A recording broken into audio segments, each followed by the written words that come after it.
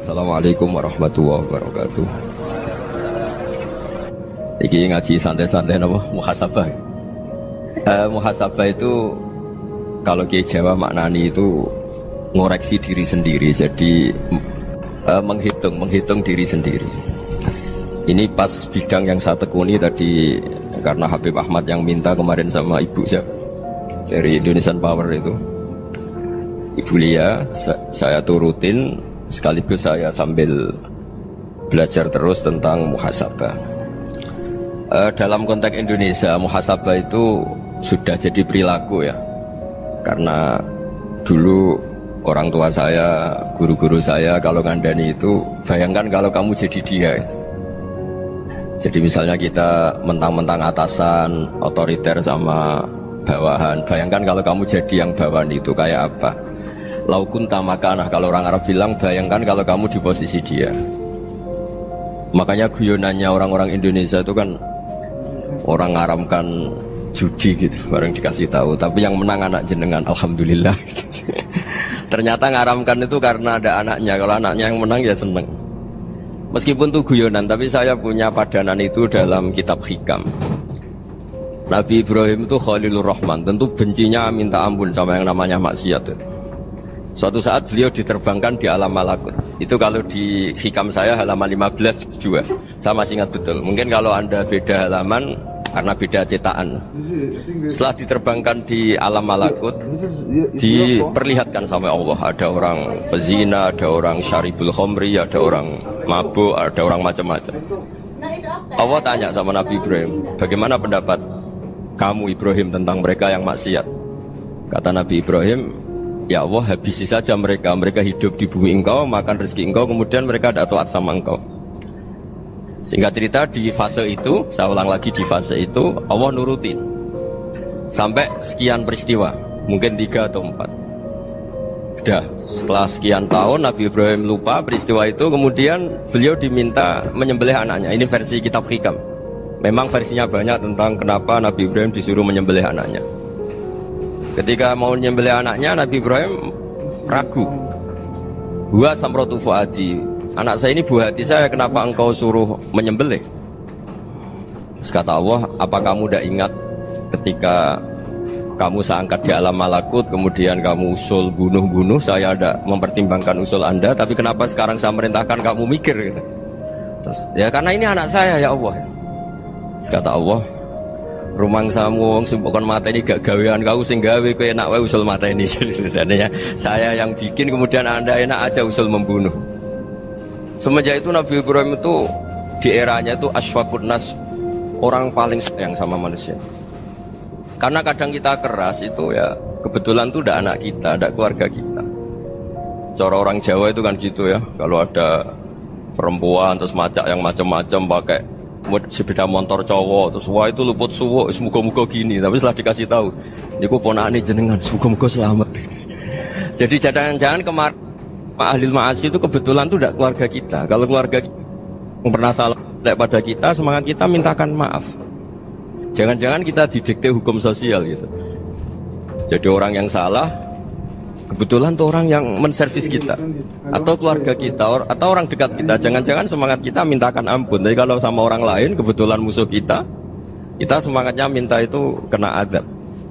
Nah ini yang nggak boleh dalam Islam. Islam mengajarkan niru Rasulullah SAW, Nabi itu rahmatal lil alamin. Bahkan kemarin saya ngaji virtual sama beberapa habaib. Ada Habib Ali Al-Jufri dari Mesir gitu. Ya, ada Habib Alwi dari Kuitang, ada Habib Nabil Al-Musawa. Dari sekian habaib itu saya masih ingat diantaranya yang didawuhkan rahmatan lil alamin itu ketika Nabi adahu kaumuh, disakiti oleh kaumnya, dan itu mereka masih kafir semua. Itu mereka dapat doanya Nabi, Allah mahdi qaumi fa innahum la ya'lamun. Kayak apa baiknya Nabi, orang yang menyakiti, yang melukai, tapi Nabi masih berdoa, Allah mahdi qaumi fa innahum la ya'lamun. Sayyidina Umar dapat doanya Nabi itu yakhina kana kafiran, ketika masih kafir didoakan, Allahumma izzal Islam bi Umar. Itu ketika masih kafir. Itu pelajaran bagi kita bahwa yang sedang tidak cocok pun itu berdapat doa kita. Ya doa supaya kondisi kita baik, hari tambah baik. Karena agama ini Saya berkali-kali bilang limangka nayarjuwa wal yaumal akhir. Agama ini diperuntukkan bagi yang selalu punya harapan pada Allah Subhanahu wa taala. Saya cerita muhasabah ini tentang hubungan kita dengan Allah. Di Indonesia itu banyak orang fasik, banyak orang nakal. Ya di mana-mana orang nakal itu ya mayoritas, wa aksaruhum fasikun. Tapi berkahnya harapan. Mungkin saya kira nakal sok benda, mungkin saya kira sholat sok ben sholat, mungkin sekarang belum sakhok, belum dermawan, suatu saat dermawan.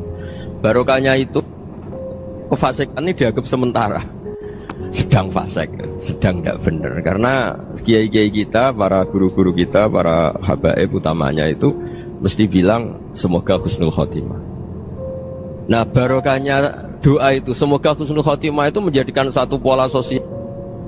Yang sedang fasik ini masih diharapkan jadi lebih baik, jadi lebih sehingga kita tidak ngambil sikap ekstrim yang ingin menghabisi atau ingin mengadili, tidak, karena selalu kita punya harapan. Dan agama ini limangka nerjuwa wal yakhir. Bayangkan itu kalau yang nakal itu anak kamu, pasti kamu nggak ingin kan langsung dapat azab, dapat apa. Padahal kita semua jadi tokoh ini abul kulli, bapak dari semuanya. Sehingga ketika Rasulullah SAW jalan-jalan kemudian melihat perempuan sedang menyalakan api. Kalau apinya mati ditiup, anaknya dijauhkan. Nanti kalau sudah jauh dari api, anaknya digendong lagi. Terus kata Rasulullah, matur ke semua sahabat, Aro'aitum anna hadih tarihatan waladaha alan nar. Apa kamu berpendapat bahwa perempuan ini akan melemparkan anaknya ke neraka? Tidak ya Rasulullah. Tidak akan seorang ibu melemparkan anaknya ke api. Terus kata Rasulullah, Allahu arhamu min hadih biwaladiha. Allah lebih rahman, lebih rahim dibanding orang tua ini kepada anaknya. Ini yang harus kita kenalkan terus, kita kampanyakan terus, supaya orang hubungannya dengan Allah itu nyaman, asik. Sehingga dengan demikian selalu ada harapan bahwa yang sedang nakal ini suatu saat tobat. Kita tidak boleh menghukumi pasti begini, pasti gini, itu tidak wilayah kita. Itu juga yang dicontohkan Rasulullah SAW. Secara lahir Nabi itu nggak berkenan sama Wahsy, karena Wahsy itu salahnya salah fatal, karena membunuh ahabban nasi ila Rasulillah, yaitu membunuh Sayyid Hamzah. Jadi ketika Wahsy tobat, Nabi itu terima tobatnya. Dan ketika beliau dengan basariyahnya nggak siap ketemu Wahsy karena harus ingat Sayyid Hamzah, basariyahnya diturutin. Oke, kamu iman, saya turutin, tapi jangan sering ketemu saya. Karena kalau ketemu kamu, saya masih ingat sama paman saya, Sayyid Hamzah. Kita bisa ngelola seperti itu. Kita tidak cocok sama orang, bagaimanapun mereka umat Rasulullah SAW, kita tetap mencintai mereka. Misalnya kalau beda agama, mereka sama-sama orang Indonesia, kita mencintai mereka atas nama warga Indonesia. Tapi kalau misalnya potongannya ora cocok, beda kultur, bawaannya itu mangkel no coro Jawa, ya bisa diilmoni, jangan ketemu. Wong sudah tidak cocok, ingin ketemu nyari solusi. Roh ini tok seneng itu kan ya repot itu. Ya sudah kalau nggak pati cocok ya jangan sering ketemu. Dan itu kita bisa memanage seperti itu tuh bisa. Saya berkali-kali cerita tentang Imam Syafi'i. Kalau dikasih tahu ya Imam Abu Abdillah, panggilannya Imam Syafi'i, tetangga anda ini ternyata banyak yang nggak senang anda. Jawabnya beliau senang. Ya bagus kalau nggak senang saya, ndak utang saya kata. Jadi gara-gara sampean seneng aku ngatur aku ini kan. Dan mungkin sampean rasa seneng kan ya enak. Jadi hidup itu dianggap happy. Kalau seneng ya teman silaturahim, kalau nggak seneng ya nggak bakal utang gitu. Baru kayak seneng itu nggak ganggu. Gitu. Jadi dulu itu orang bisa ngelola seneng nggak seneng itu bisa. Karena ada kearifan hubungan dengan Allah Subhanahu wa ta'ala. Hidupnya selesai karena masyghul bi dzikrillah. Mereka sibuk dengan Allah. Makanya kata ulama-ulama tasawuf, kamu jangan melihat manusia perilakunya, tapi kamu juga harus ingat yang gerakkan semua itu Allah Subhanahu wa ta'ala. Dengan demikian kita faroh, kita senang. Makanya Nabi kalau ngutus Anas bin Malik kemudian nggak kesampaian yang diinginkan karena Anas main, ketika garwa-garwani Nabi agak tersinggung, Nabi andikan Allah menghendaki yang saya inginkan kesampaian, pasti itu kesampaian. Jadi dianggap kegagalan Anas gak manggil yang dituju Nabi itu ya kersane Allah, ya enteng saja. Sayyidina Ali lebih parah lagi yang dialamin. Itu dalam beliau kalau dipanggil tuh gak cepet-cepet ke sana. Ketika ditanya, kenapa kamu tak panggil gak cepet ke saya? Amin tuh ukubatak. Karena aku tahu engkau orang baik. Orang baik itu pemaaf. Jadi makanya orang-orang soleh dulu itu bodoni itu. Makanya sekarang kalau ada orang bodoni itu mesti bidik orang soleh. Kalau orang-orang soleh itu kakean husnudzon akhirnya sering dibodonin. Abdullah bin Umar itu masyhur itu. Kalau ada budaknya sering sholat, sergap sholat itu dimerdekakan. Akhirnya nggak sholat pun pura-pura sholat. Akhirnya juga dimerdekakan. Ketika ditanya, kenapa engkau merdekakan? Padahal mereka sholatnya menipu engkau, kata pembisik-pembisik itu. Man khoda'ana lillah in khoda'na lah. Dia nipu atas nama Allah, berarti saat tertipu juga atas nama Allah. Gak masalah dong, semuanya demi Allah Subhanahu wa ta'ala. Jadi ketika kita ketemu mensifati Allah Ta'ala itu ghafir, Allah pemaaf. Jangan kamu gak fair untuk diri kamu nyifati Allah ghafir, pada orang lain Allah kamu sifati syadidul iqab.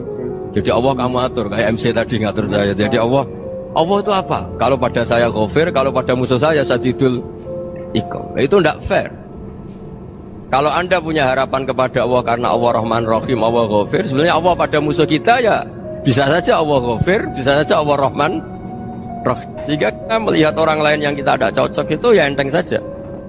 Itu min ummati Rasulillah sing tanaluhu syafa'atu, tanaluhu sa'atu rahmati, tanaluhu fair. Jangan dengan kita kayak mesti dapat rahmat, jangan orang lain kayak Allah pasti syadidul iqab. Itu tidak boleh. Sehingga ketika ada orang Badui, singkat cerita orang Badui ini kencing di masjid, semua sahabat membentak dia. Yang nggak bentak hanya Nabi dok. Saking mangkalnya orang ini karena semua sahabat bentak kecuali Nabi. Setelah dibenarin Nabi, terus Nabi nyuruh sobu ali dhanuban min ma'in. Setelah disucikan masjid itu, dia berdoa keras sekali. Allahumma arhamni wa Muhammadan wa la tarham ma'ana ahadan. Ya Allah, yang berhak dapat rahmatmu hanya saya dan Nabi Muhammad, yang lainnya jangan gitu.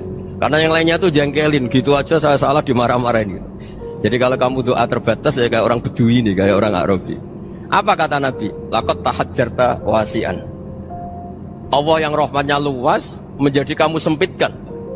Karena kamu mau atur Allah hanya Rahman pada Indonesian Power, pada NU, pada kita, yang orang lain gak perlu dapat. Itu kan kasihan Islam, karena Islam terus gak dimiliki semua orang.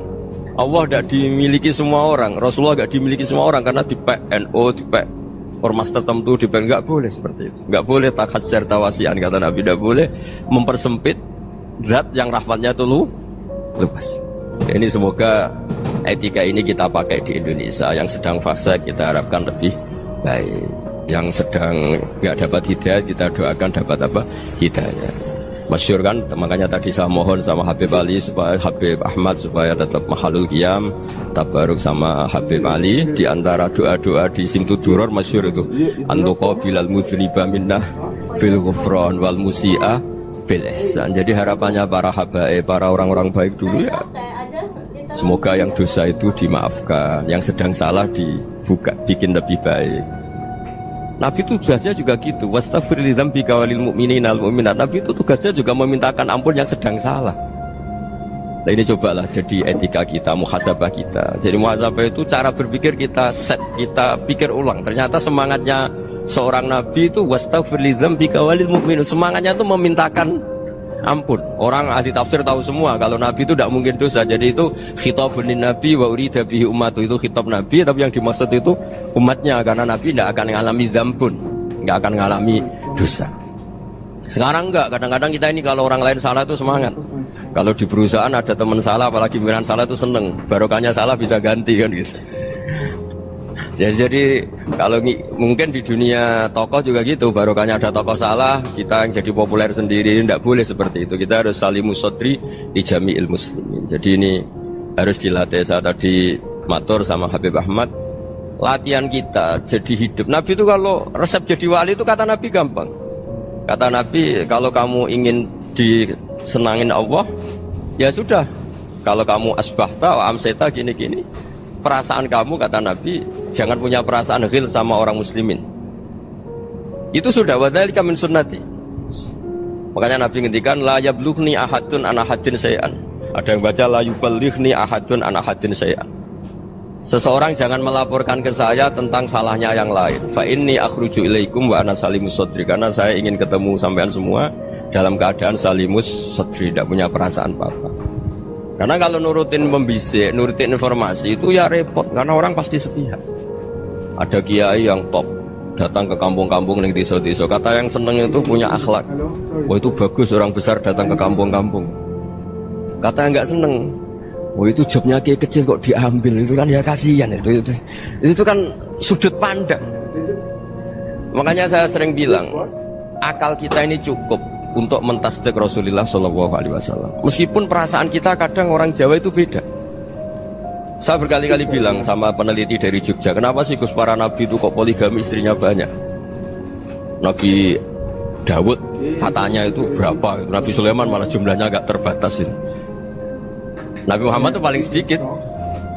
Saya tanya gini, perempuan itu orang lemah, jadi kalau nolong orang satu gimana baik, kalau nolong orang dua ya lebih baik, ya sudah kira-kira seperti itu. Paling tidak akal kita masih tahu kalau orang baik itu kan mesti baik, nolong orang satu baik, nolong orang dua ya lebih baik, nolong orang tiga lebih baik. Tapi kalau kamu orang nggak baik, satu saja kamu terlantarin, kamu miskinkan, kamu ya tinggal diukur kan. Kalau orang baik nambah baik, tapi kalau orang buruk tambah buruk. Nah itu akal kita bisa menganalisis kenapa sih nikah itu ada yang poligami, ada yang enggak. Sudah ukur saja diri kamu. Misalnya kayak saya elek keriting, rabi terus, memperbanyak wong elek, orang perilaku netok, raine dadi elek kabeh. Tapi nak kowe ku ganteng, alim, ganteng, sugih, anake ganteng-ganteng, berhubung kowe saleh ahli swarga kabeh, mertua yo bangga karena karir kamu meyakinkan. Ini mertua kamu aja gak bangga mau nambah. Ipar gak bangga, mertua gak bangga, desa kamu yang kamu wayai juga gak beda dengan Nabi ketika nikah Juwairiyah itu nggak ada pernikahan sebarokah Nabi dengan Juwairiyah itu Azharu Rasulillah. Di situ habis perang banyak tawanan, gara-gara jadi besanya Nabi langsung dibebaskan semua karena Azharu Rasulillah. Sekarang besanya Kanjeng Nabi. Dulu Abu Sufyan mangkalnya bukan main sama Nabi, gara-gara putrinya dinikah terus langsung jadi. Kalau kamu kan enggak, nikah satu, nikah lagi, satu kampung musuh kamu karena istri pertama ya cemburu, yang kedua agak bangga. Wah itu selesai itu di dunia wal akhirah. Maksud saya nganalisis Islam itu harus pakai akal. Dan akal yang dipakai, ini saya bawa ke kitab Ihya, adalah pikiran-pikiran para ulama. Makanya ketika Imam Ghazali ketika ditanya fakaifa bi muslimin fasikin asawaha fi jami'i amri, kalau kalian ketemu orang fasik, orang Islam tapi fasik, perilakunya nggak ada yang benar. Kata Imam Ghazali jawabnya lucu, aneh. Mamin muslimin illa wa islamuhu ta'ah. Tidak ada orang Islam kecuali dia mau Islam, membenarkan Allah dan Rasul itu sudah taatnya dia. Kok kamu tidak bisa melihat taatnya dia? Dia pikirannya kan ini pemabuk, ini tukang apa. Tapi kata Imam Ghazali, sebenarnya kamu masih bisa berpikir positif. Mamin muslimin illa wa islamuhu ta'ah. Tidak ada seseorang Islam ketika dia milih Islam itu pasti ada taatnya, yaitu tasdik pada Allah dan tasdik kepada Rasulullah SAW.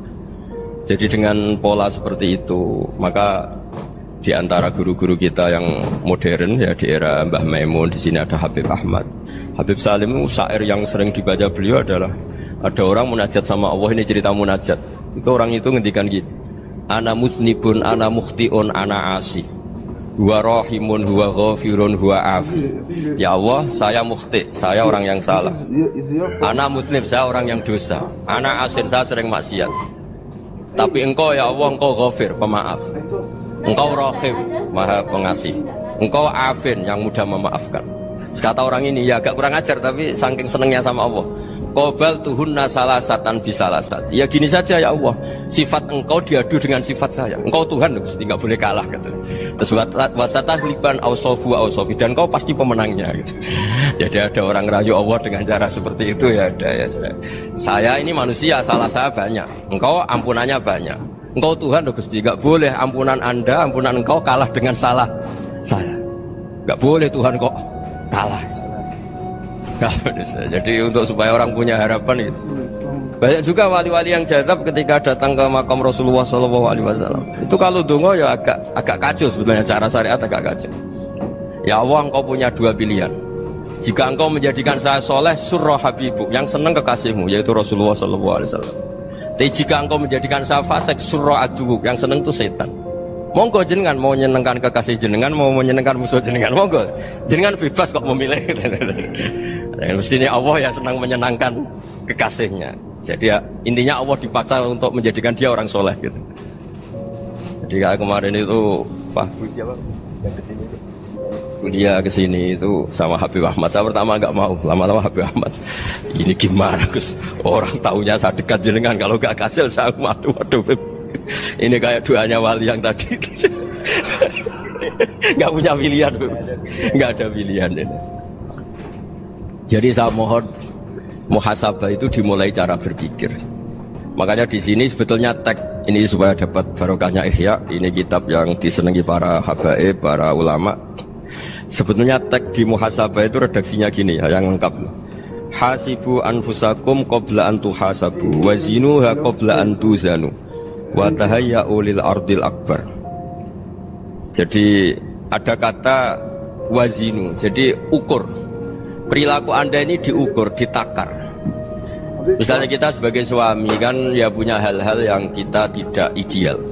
Corong Jawa mesti pesek, cara rezeki ya pas-pasan. Dan kita juga kalau makanya agak boleh tanya istri begini, apa saat cinta pertama Anda? Pasti Anda kecewa. Orang jadi istri hanya korban terakhir itu. Sudah. Karena orang kalau ngelamar kemana-mana gak jadi, yang jadi istri itu pasti korban terakhir itu.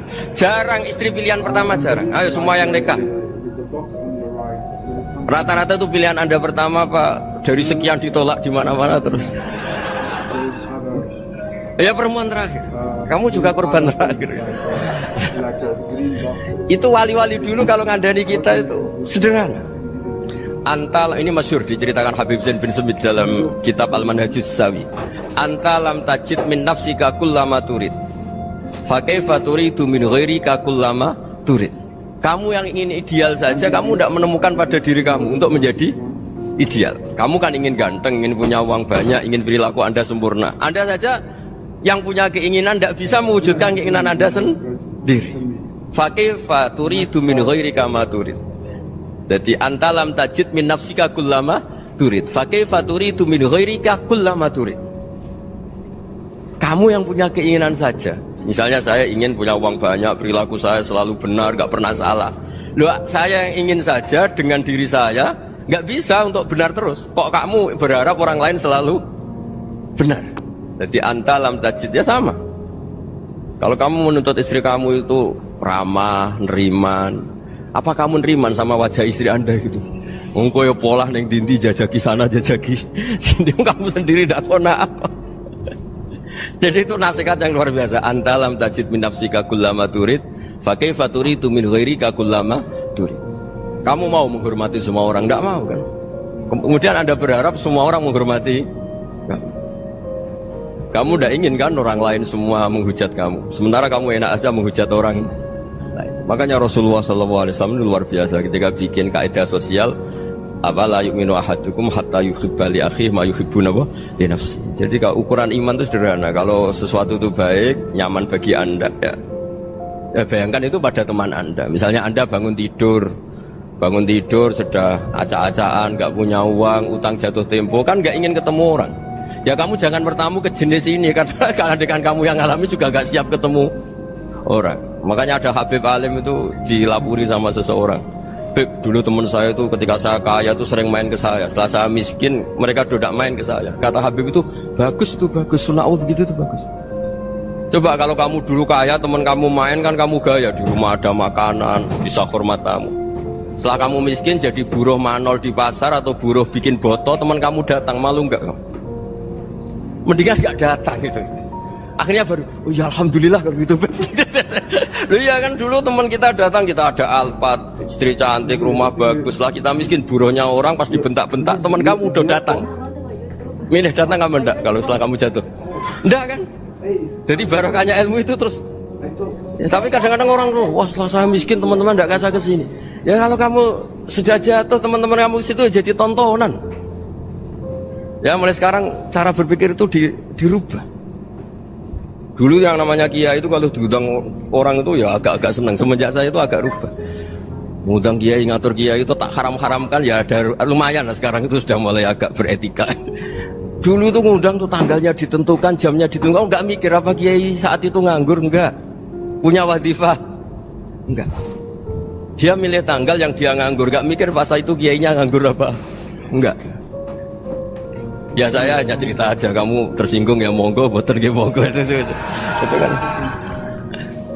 Jadi saya mohon lah supaya tadi saya juga matur ke Habib Ahmad. Jadi untuk orang merasa ikut sunnah Rasul itu gampang sekali kata Sayyid Muhammad. Dulu Nabi berpakaian ala daerahnya. Kalau mikot ya pakai mikotu baladi. Karena Nabi orang Madinah dan beliau berdomisili di Madinah, ya misalnya mikotnya dari Bir Ali misalnya. Tapi kalau Anda orang kawasan Tanim mau umroh ya dari Tanim. Misalnya kawasan Jirona ya dari Jirona. Artinya apa? Kamu ngambil mikot karena Nabi mikot misalnya dari Bir Ali, bukan berarti kamu harus seperti Nabi di Bir Ali. Kamu orang Mekah, misalnya kamu orang Tanim, orang ya harus dari mikot itu apa? Baladi. Sama, makanya di fikih-fikih itu kalau teknik anak Nabi orang Arab, halawiyatnya kurma ya kurma. Kalau orang Jawa sedegan, semua bodoh-bodoh. Ya bodoh-bodoh manis. Jadi ini tabaruk sama Sayyid Muhammad, ini ada murid beliau Habib Ahmad, saya baca supaya orang itu merasa ikut Nabi itu gampang sekali. Ini saya baca ya di halaman tadi disaksikan Habib Ahmad 433 di kitab apa ini? Manhajus Salaf fi Fahmin Nusus. Itu kata Sayyid Muhammad, wa kanat sunnatu Rasulillah annahu yat'amu ma yajiduhu fi ardi wa yalbasu ma yajidu wa yarkabu ma yajidu mimma abahu Allah taala.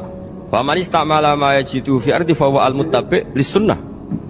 Kama anau hajjal baita min madinati, faman hajjal baita min madinati nafsih fa huwa al-muttabi' lis-sunnah wa illam takun hadhil madinatu tilka. Jadi intinya misalnya Nabi dulu itu ngasih sedekah kepada fakir miskin ya pakai dinar, dirham. Ya kalau orang misalnya sedekah pakai rupiah ya sudah ikut sunnah Nabi. Jangan, lo Nabi pakai dinar loh, kamu kok pakai rupiah. Dulu dinarnya Nabi udah ada tulisannya Bank Indonesia, kamu kok ada tulisannya Bank.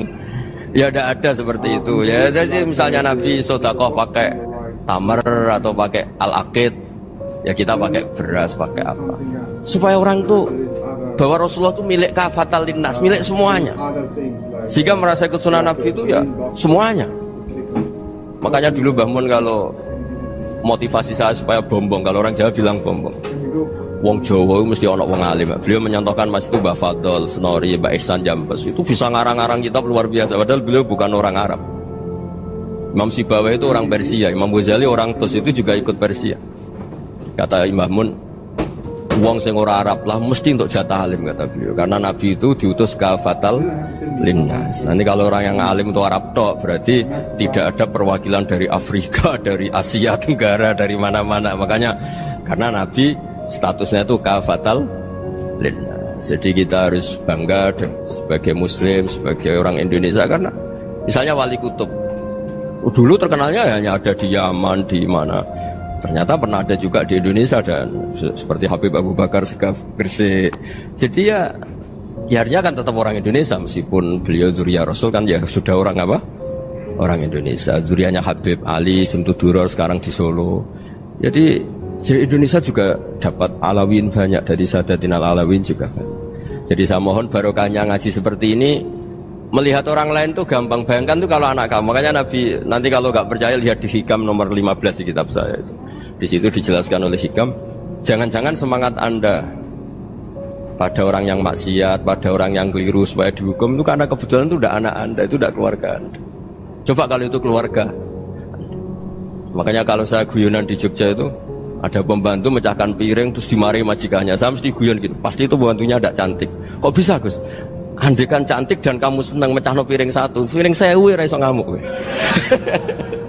Ternyata ngamuknya tuh karena mecahkan piring apa karena plus tidak cantik? Coba jawab para lelaki nih. Kamu marah sama orang maksiat tuh karena maksiat karena plus itu udah anak Anda. Bayangkan kalau itu anak Anda. Itu hebatnya Rasulullah SAW. Karena kita yang salah pun kadung umatnya, Nabi tetap ngasih fasilitas syafaati li ahlil kabair min ummati. Kayak apa baiknya Nabi? Udah ikut maksiat tapi ikut fasilitasi ngasih syafaat. Loh kalau li ahlil ibadah kan wajar. Nabi ketika ini syafaati li ahlil kabair min ummati. Ya karena tadi logika yang dibangun Rasulullah itu logika yang luar biasa. Kita semangat orang lain kena hukuman itu karena kita tidak punya ra'fah, tidak punya rahmah. Coba kalau Rasulullah yang bil mu'minina ra'ufur rahim, semangatnya itu mendoakan supaya tobat, mendoakan diampuni. Dan itu juga yang diperintahkan oleh Allah Subhanahu wa taala, wastaghfir li dzambika walil mu'minina wal mu'minat. Ya, semoga barokahnya ngaji ini, barokahnya Habib Ahmad, barokahnya Maulid Simtud Duror, barokahnya semua kitab Madaih, Tiba Berjanji semuanya, barokahnya Ikhya, barokahnya Said Muhammad, barokahnya guru kita semua, Mbah Maimun, bapak saya. Kita ini ngikuti manhaj, ya, ngikuti apa? Manhaj. Saya sering didhawuhi Mbah Mun, kenapa ihdinas siratal mustaqim bukan siratoka? Bukan jalan engkau ya Allah, karena Allah itu nggak bisa kamu tiru. Allah itu tidak tidur, tidak makan, tidak kesel, tidak capek. Yang bisa ditiru itu siratal ladzina an'amta alaihim. Yang bisa ditiru manusia ya niru manusia. Karena Allah itu tidak bisa ditiru. Makanya ihdinas siratal mustaqim siratal ladzina. Dan niru siapa? Niru guru-guru kita. Termasuk niru cara pandang. Jadi misalnya ada orang awam di rumah itu hanya delok reng, delok tikus liwat, itu kan kayak nganggur. Kok ora tahajud malah mendelok reng. Melihatnya jangan gitu. Huwa tarokal ma'asiyah. Dia di rumahnya tidak dugem, tidak kemana-mana. Dia berarti malam itu tarkul ma'asi. Tidak nyopet, tidak garong, tidak ke tempat maksiat. Susahnya apa sih husnudzon? Jadi jangan lihat huwa tarkut tahajud, huwa tarokat tahajud, huwa tarokat qiyamal lail. Oke ya, namanya orang begitu ya tidak tahajud, tidak qiyamul lail. Tapi susahnya apa sih kamu bilang huwa tarokal ma'asiyah? Dia juga meninggalkan maksiat. Dan tarkul maksiat itu ibadah. Supaya orang tuh gampang lah husnudzon sama orang muslim. Ini orang mukmin, orang yang luar biasa. Di mata Allah itu orang yang luar biasa. Kayak tadi Imam Ghazali, kalau saya ketemu orang muslim kemudian dia tidak pernah baik, gimana? Kata Imam Ghazali, ma min muslimin illa wa islamuhu ta'ah. Tidak ada orang Islam ketika dia mentasdihkan Allah dan Rasulullah, berarti dia juga punya taat. Ya ini latihan saja, sing iso nglakoni Habib Ahmad kula namung cerita mawon. Kula cerita secara akademik, saya punya kitab, saya baca, dan alhamdulillah kita faham barokahnya para guru, dan supaya terbiasalah sebaik-baiknya ibadah husnudzon billah wa husnudzon bil mu'min. Soal tidak cocok ya diilmoni tadi ya, namanya nggak cocok ya jangan sering ketemu. Seperti Rasulullah SAW, beliau karena sangat mencintai Said Hamzah, ketemu orang yang pernah begitu sama Said Hamzah ya beliau secara basyariah tidak siap. Tapi beliau secara cara bahasa sekarang, secara profesional, kalau beliau seorang nabi dan harus menerima tobatnya siapapun ya diterima. Saya meskipun dengan A, B gak cocok karena dia begini-begini sama saya, tapi saya ingat dia sholat, dia baca sholawat, dia mencintai Rasulullah, ya kita hormat. Ya, soal gak cocok ya di manage tadi ya, zurhiban tasdid huban. Kalau gak pati cocok ya jangan sering ketemu, bawaannya enak nanti. Ya semuanya itu diilmoni lah. Makanya ngendikane Ma'ruf Al-Qurfi ada yang baca Al-Kharqi, mangqala bil yaumi salasa marrat wa marham umat Muhammad kutiba minal abdal. Karena semangat mencintai siapapun satu hari sering baca marham umat Muhammad wa ma asli umat Muhammad wa ma tajawaz an umati Muhammad, itu mesti kutiba minal abdal. Dia pasti termasuk wali abdal. Maksudnya semangat mencintai ya dilatih lah. Misalnya Indonesia Power atau PLN, andai kan tidak ada PLN tuh kayak apa? Orang nggak bisa ngaji, tidak bisa aktivitas. Ya barokahnya ada PLN, barokahnya jasanya. Kita sadar, tidak semua kebaikan kita ini memenuhi keinginan orang banyak. Orang banyak ingin listrik, ingin saluran apa, dan itu kadang yang mewujudkan orang lain atau kelompok lain. Ya karena itu manfaat ke orang lain ya kita doakan. Karena khairun nas anfa'uhum linnas. Sehingga kita terbiasalah ngakui orang lain. Seperti semangatnya Rasulullah SAW, semuanya itu didoakan, semuanya diinginkan kebaikannya. Bahkan Nabi gak putus asa sampai di akhirat. Ketika Nabi lain sudah putus asa karena sudah akhirat, sampai dimintai syafaat semuanya bilang nafsi, nafsi. Karena merasa semuanya gak punya nyali di depan Allah. Karena ini sudah akhirat, sudah finish. Tapi apa Rasulullah? Analah. Ya udah, saya sanggup mensyafaati kalian. Kata Nabi, fa'atiyal arsya. Saya mendatangi aras fa'akhirru lahu sajidan, saya sujud wa ahmaduhu bima hamida 'allamaniha rabbi. Kemudian saya tetap muji Allah dengan pujian yang terus menerus. Padahal sudah di akhirat, sudah finish. Nabi dimintai syafaat masih sanggup karena Nabi tahu akhirat tidak bisa mendikte Allah, tidak bisa. Allah terus bilang, "Ya Allah, ini akhirat, engkau sudah tidak boleh mensyafaat." Tidak bisa. Allah tidak bisa diganggu akhirat. Allah tidak boleh dibatalkan rahmannya oleh akhirat. Allah tetap Rahman Rahim abadal abad. Dan Nabi tahu itu. Makanya kata para ulama, fa Muhammadun ahmadu min ghairihi. Jadi Nabi Muhammad namanya dua yang terkenal. Sebenarnya banyak yang terkenal dua, Muhammad sama Ahmad. Ketika Nabi punya nyali memuji Allah di akhirat atau sudah di akhirat, Itu fa Muhammadun ahmadu min ghairi. Ketika nabi lain sudah tidak punya nyali muji Allah karena sudah akhirat, Nabi Muhammad tetap berani muji Allah di saat seperti itu. Makanya ahmadu di situ kata ulama itu af'al tafdil. Fa Muhammadun ahmadu min ghairi. Kanjeng Nabi lebih memuji Allah di saat yang nabi lain sudah tidak punya nyali untuk muji Allah di saat itu. Makanya kata Nabi fa akhiru lahu sajidan wa ahmaduhu bi mahamida 'allamaniha rabbi. Akhirnya setelah lama gitu terus Allah ngendikan ya Muhammad irfa' ra'sak wasal tu'tah wasfa' tusyaffa. Sudah Muhammad, angkat kepala kamu, kamu minta apa saya turutin, dan kalau kamu ingin mensyafaati umatmu saya beri hak napa? Syafaat. Nah, semoga semangat itu juga menjadikan kita munajat bahwa rahmat Allah tidak terbatas, harapan juga tidak terbatas. Mungkin yang sedang nakal ya kita katakan sedang, jangan terus kamu pastikan wah ini mesti suul khotimah, mesti tidak orang baik. Tidak, agama ini liman kana yarjuha wal yaumal akhir, selalu bagi yang punya harapan. Ya, mungkin dapat barokah semua. Mantu dengan kata wassalamualaikum warahmatullahi wabarakatuh.